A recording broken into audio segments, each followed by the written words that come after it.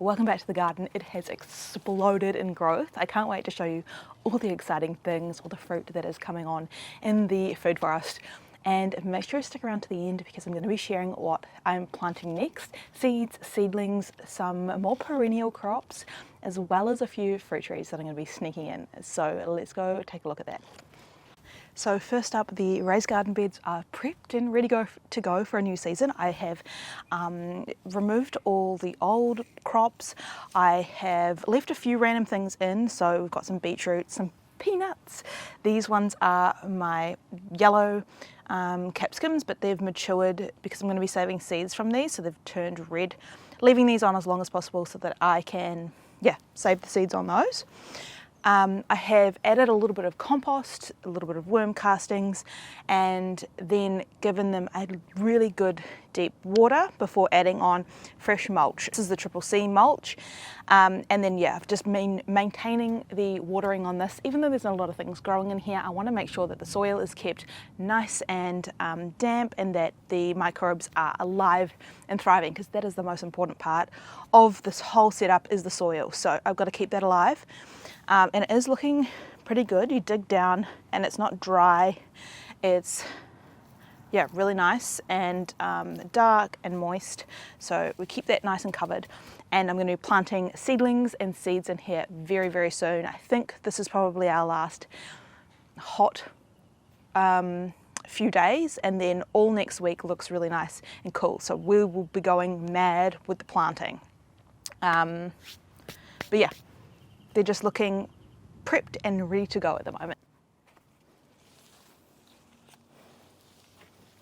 This is actually like a jungle. I say this every time we do a tour, but whoa, the growth on this garden always surprises me. I can't believe from a bare patch of sand, we have a full-on jungle. So the moringa, way taller than me, covered in flowers. This is one of my canopy trees to give some dappled light to my tropical section here with my soursop. I've got apium, which will lose its leaves soon. Then the starfruit, which I don't know if you can see, but it's nearly as tall as me. Starfruit, and then there's some custard apples further down there. Feijoa's got fruit on it, lime's got fruit on it, a little seedling down here is popping up. And then all these Queensland arrowroots, which are looking a little bit ratty, these will all get pruned back to chop and drop and feed the garden. So very soon, once we wait for the last of the hot weather, we will then prune all of this back. So a lot of light will come into this shortly, especially with some of the deciduous plants losing their leaves. But for now, we have a full-on jungle, which is exciting. Also, what the heck, you guys? My seed-grown papaya is out of control. I can't believe how fast this has grown from a tiny little seed. And it is covered in fruit now, not just flowers, we have fruit set. So that has been one of the most exciting things about this garden. And this is the garden that we transformed from part of my driveway into a mini food forest. So a lot of these plants are deciduous. We've got a lot of stone fruit in here, apple, nectarine, another apple, 2 apricots, there's a tamarillo in the corner, and then I've got kiwi berries and kiwi fruit growing here. So a lot of these plants will start to look ratty and drop all their leaves for winter. So they'll let a lot of light in here, and the papaya can get up nice and tall and get all of the sunlight. These are Jerusalem artichokes here with these beautiful flowers. I was meaning to cut this back already, but I want to keep as much shade as possible in this garden, so I haven't cut them back yet. But I will be pruning all of these back. I love the smell of the papaya flowers. They're really fragrant. They smell like tropical perfume. And in full transparency, you guys, this is what my hot front yard looks like. There's pure sand, no grass, and then we have my little syntropic food forest. So we went from a bare patch of lawn, pure sandy soil, to this in just a few short years. Got an avocado which is still undercover here. I will probably take this off and then potentially in the next few days, with a whole week of cool weather next week, I may remove the shade cloth. But we've got avocado, a Louisa plum and a mango as the main crops here in this garden. But then on the hot corners I've got pomegranates, I've got natives, this is the native hakea, and it's about to send off some flowers which will be super exciting for the bees and for the birds.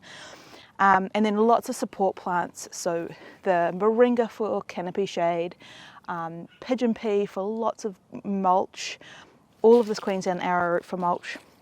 So it's really high density, but there are really only 3 long-term trees, maybe even 2 long-term, the avocado and the mango.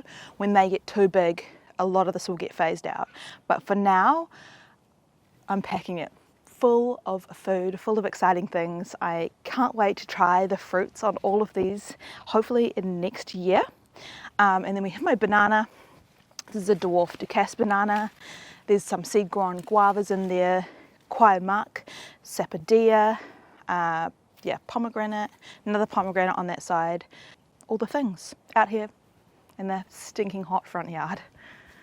Another little seed-grown papaya that I just put here because I had a random seed, and it's looking really good. It's going to be like a little mini dwarf.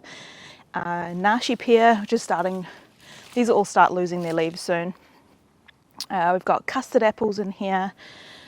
Down here we've got some tree spinach. I haven't tried this yet, but it's slowly getting there. This is one of my mangoes, and I've been pruning back. I need to probably prune back a little bit more to let more light in for that.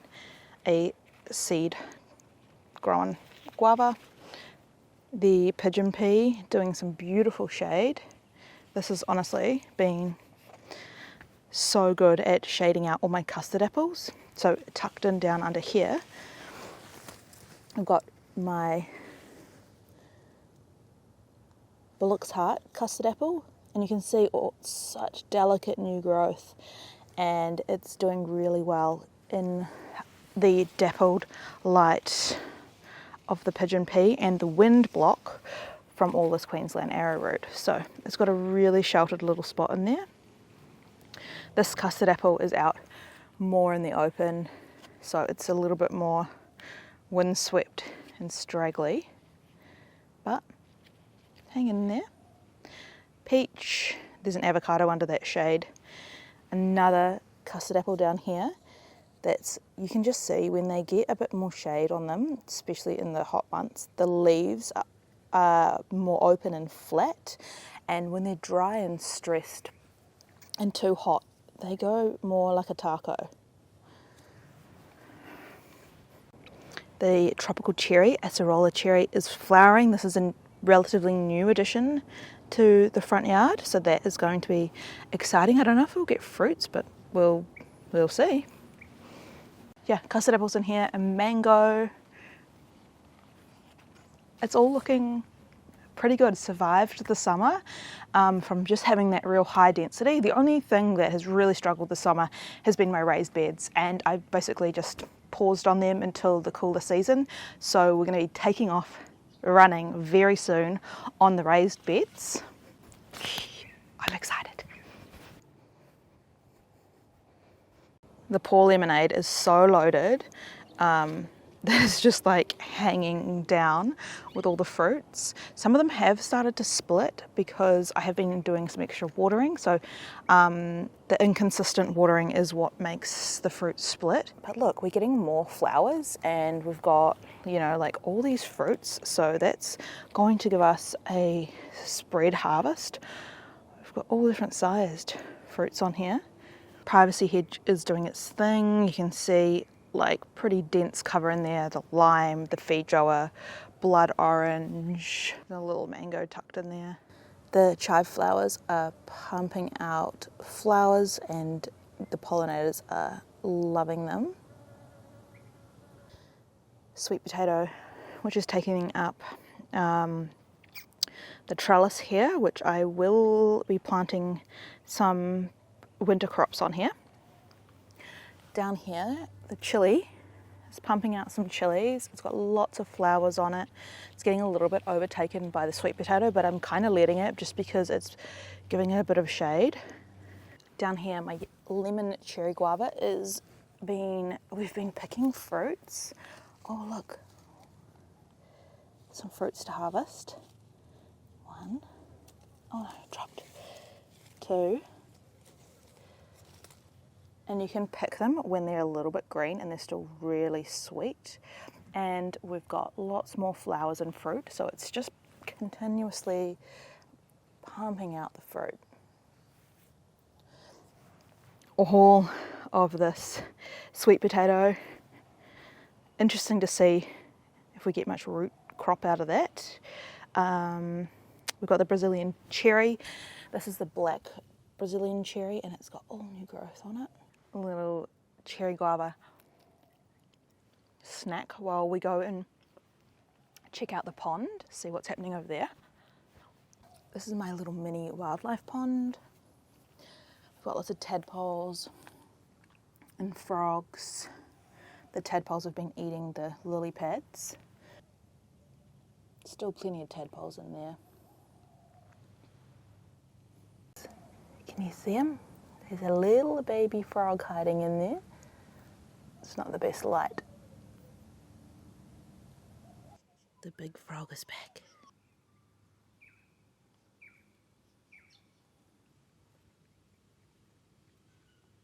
But we do have to go and look out the back in the backyard food forest because there is something very, very exciting happening out there. Oh, every day I'm out there checking it and I can't wait. It's been one of my big goals in the garden is to get bananas and looks like we have some.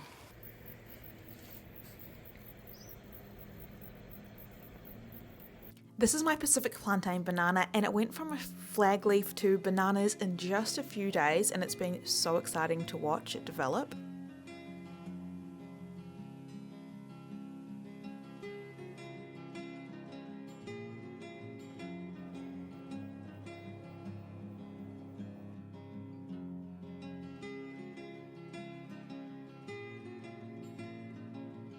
I even got so excited about bananas that I went out and purchased another variety. So I had to find a room for those in the garden. And no, this isn't the perfect spot. I already have this garden crammed full of stuff, but I'm running out of space and I really needed red bananas. So I'm sneaking these in here. I love the contrast of the red against all the green with the stems and the leaves. And one day, hopefully some red bananas will be hanging on these.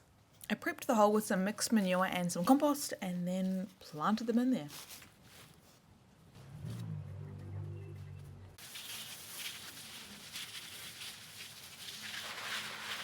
Topped it up with all the chopped up Queensland arrowroot and then some mulch on top of that.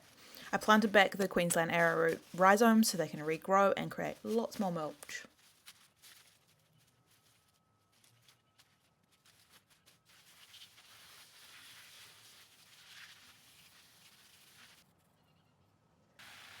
I've been growing some longevity spinach cuttings in my pallet planter and they were ready to plant out, so I've popped these in the garden underneath my blood orange tree.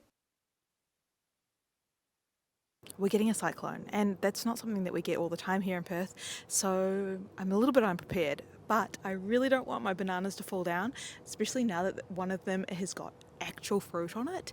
So I want to be able to sleep tonight, so I've just tied up my bananas as good as I can and taken down the shade cloth because I do not need shade cloth when we're about to get a lot of rain and a lot of wind and no sun. So shade cloth is down so that it's not flapping around and getting ruined overnight, and hopefully the garden survives. Everything's looking really beautiful and green before the cyclone, so hopefully it stays that way. We are back, the storm has passed and it is time to get all of my seeds and seedlings into the ground. So I've got a few seedlings and a lot of seeds. There's also a lot of seeds already in these garden beds from previous years. I let a lot of things go to seed in the garden. My rainbow chard went nuts in those garden beds over there, so there's no doubt that that'll be popping up. Lettuces I always leave to go to seed, so I'll for sure have lettuces popping up everywhere, probably in the grass as well. But we're going to get a few things in the ground. I'll put the full list of my whole autumn and winter sowing plan on the screen, and I'm basically copying what I did last year. I loved my winter garden last year. Not only did it perform really well with our shorter winters, but also the things that I grew were things that I really enjoyed eating. So we're going to be planting that again. And my two most asked questions when it comes to seed sowing and seedling planting is, what ones do I plant from seedlings and what ones do I plant from seeds? And also, how do I stop the bugs eating them? So I'm going to answer those for you while we plant some of these in the garden. So first up, I'm going to be planting out my purple cauliflowers, and these are quite large plants, so I'll tend to plant these in the middle of my garden bed or on the corners or the edges. That way they're not taking up too much space, so that they can sort of grow out and take up space out here rather than using all of the space in the gardens. And I plant them randomly. I don't have a row of one thing. I put them in all different garden beds. That way they tend to get a little bit differing amounts of sunlight, so that gives me some natural succession. Not everything is going to be ready at the same time. These garden beds here get shaded out from the house before the ones behind me, so that works out really well. And it also helps with my natural pest management, because if I put them all in one spot and the snails find them, then they've got a full buffet. Whereas if I spread them out, I am spreading the risk. Where do I want to put this one? And to be honest, it's very much random. I just pop them in. When it comes to planting from seed or from seedling, I do a mix of both. So seeds are obviously a lot more economical. You get a lot more seeds in a packet than you do with a packet of seedlings. If I'm going to be buying seedlings, I'll buy things that take longer to grow. So things like my brassicas, they're going to take the longest to grow. So if I can get them in as seedlings, that's going to reduce the amount of time, and I'll be able to get food faster. Whereas from seed, things that grow really fast, like your Asian greens, radishes, all my root vegetables I plant directly in the garden from seed. So things like beetroots, carrots, radishes, their main part of the vegetable is the root, so you don't want to be transplanting it and disturbing it. You want to plant them right where they're going to grow, and that way you're going to get a really good harvest. Basically, the difference between planting from seed or planting seedlings is going to be one time. The seedlings are going to be ready a lot quicker than you're planting from seed. Another factor is finding good quality seedlings and finding the things you want as seedlings. A lot of the seeds that I grow are things that I can't really find as seedlings, so therefore I just grow them myself from seed. If you are later in the season and you're getting closer to winter, that can be a really good time to plant seedlings, just because you're going to be saving that time. But what I will also do is plant from seedling and also plant from seed, so that way I get a natural succession, and if the bugs find all of my seedlings and eat them all, I've still got backups on the way. So again, it's just the ability to be able to plant extra and plant really abundantly when you're planting from seed, because you're not worrying so much about the cost, especially if you save your own seeds. I do save a lot of my own seeds. So things like this is a beetroot going to seed. I have so much seed that I can just put them in everywhere. If they grow, great. If they don't, it's not a real concern to me. I just plant more. And that's something that nature does really well. Nature doesn't just plant a few things here and there. It overcompensates, and it makes it so much easier if you get pests, if you get bad weather, or something just, knocks your plant over and snaps it off. I do that myself in the garden as well. So having a lot of extras, a lot of backups, means that you've got a lot more chances of having a successful garden. This kale has got all these different side branches, and has become a house for snails. So I'm going to actually try and break this off. This kale was from my last year's winter garden.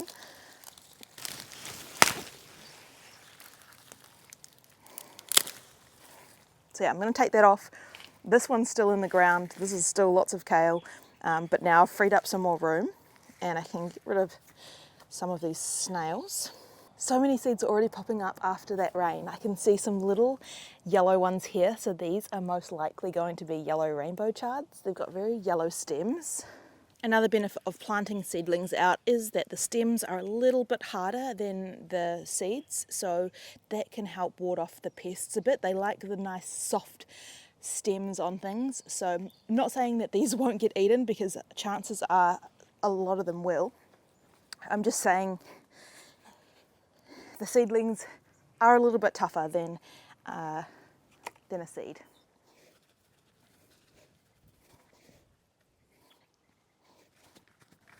Another thing to note is, if you do buy seedlings, that often there's multiple different seedlings in one cell. So you need to be able to split them up so that you can get more chances of success, and you don't have 4 cauliflowers all trying to grow out of this one little square. So I can see there's 3 cabbages in this, so I'm going to split that up very carefully into 3. That way I've got 3 chances of success, and also if I just left them all together as one, they're not going to have enough room to develop. These little cabbages I'm putting on the edges of my garden bed because they're quite a low vegetable. So if I was to put them in the middle and then I had other big things growing around them, they're not going to get enough light. So all the shorter veggies I tend to put around the edges, and the tall ones I'll either put through the middle or I'll put on one end, the end that doesn't block all the light. Oh my God, I can hear the frog. Now that I've got the seedlings planted, I will go ahead and plant a few more in seed trays so that if these ones were to get all eaten, I've already got some backups on the way. There's plenty of snails about. Right, now I'm going to go in with my seeds, and I'm going to do some red stalk celery. I love homegrown celery. The seeds are tiny, so I'm not even going to bury them. Peel back some of the mulch, sprinkle some seeds in. So the next question that I get asked all the time is, how do I stop my seedlings getting eaten by snails? I do try and show the good and the bad from the garden, but I still find people think that I have perfect gardens that don't get eaten by pests, and that is not the case.